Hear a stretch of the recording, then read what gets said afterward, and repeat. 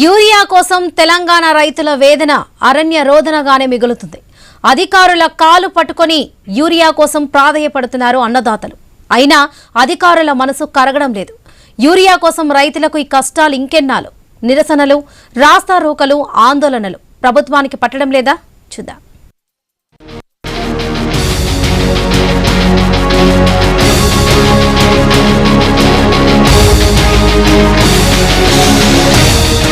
తెలంగాణ రైతులను యూరియా కష్టాలు వెంటాడుతున్నాయి. యూరియా కోసం నెలల తరబడి ఎదురు చూసినా అన్నదాతకు తిప్పలు తప్పడం లేదు. ప్రాథమిక వ్యవసాయ కేంద్రాల వద్ద రైతుల క్యూ కొనసాగుతోంది.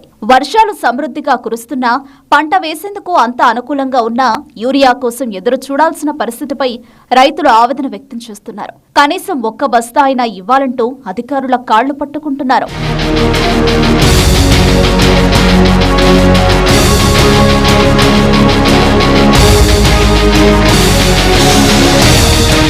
తెలంగాణ కాంగ్రెస్ ఎంపీల యూరియా పోరాటం ఫలించిందని మంత్రి తుమ్మల నాగేశ్వరరావు అన్నారు. రాష్ట్రానికి ఈ వారంలో 50,000 మెట్రిక్ టన్నుల యూరియా సరఫరాకు కేంద్ర రసాయనాలు, ఎరువుల శాఖ ఆమోదం తెలిపిందని పేర్కొన్నారు. కర్ణాటక నుంచి ఇప్పటికే 10,800 మెట్రిక్ టన్నుల యూరియా షిప్మెంట్ ప్రారంభమైందని చెప్పారు.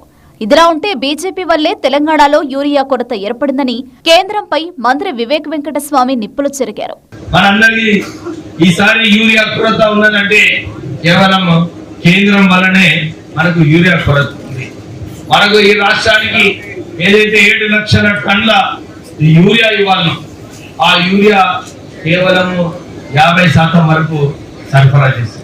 తెలంగాణ ప్రజలకు కాంగ్రెస్ పార్టీ చేసిందేమీ లేదని తెలంగాణ బీజేపీ రాష్ట్ర అధ్యక్షులు రామచంద్రరావు ఆరోపించారు. ఉదయం లేచిన దగ్గర నుంచి అప్పులు, తప్పులు, గొప్పలే తప్ప చెప్పుకోవడానికి ఇంకేం లేదన్నారు. రైతాంగాన్ని కాంగ్రెస్ నేతలు మోసం చేస్తున్నారని ఆయన మండిపడ్డారు. పొద్దున్న లేస్తే మీరు చేసేదంతా అప్పులే, మీరు చేసే అన్ని కూడా తప్పులే, పనులన్నీ తప్పులే, చెప్పుకునేదంతా మీ గొప్పలే.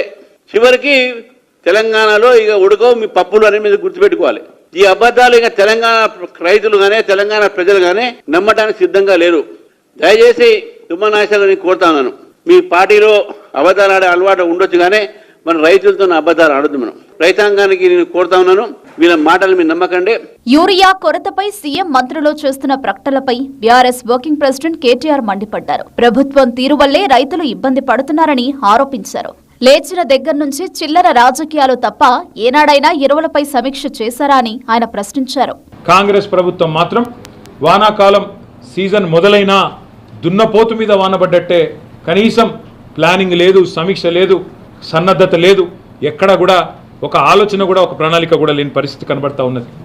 ఒక ప్రణాళిక రాహిత్యం, అనుభవ రాహిత్యం, పరిపాలనా చాతగాంతనం, అదేవిధంగా ఇతర అంశాల మీద దృష్టి పెట్టడం వల్ల ఇవాళ రాష్ట్రంలో